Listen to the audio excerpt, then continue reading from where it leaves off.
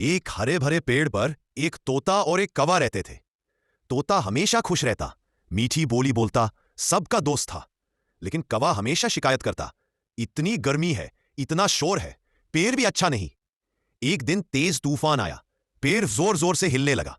दोनों डर गए, लेकिन तोता बोला, डर मत, सब ठीक हो जाएगा।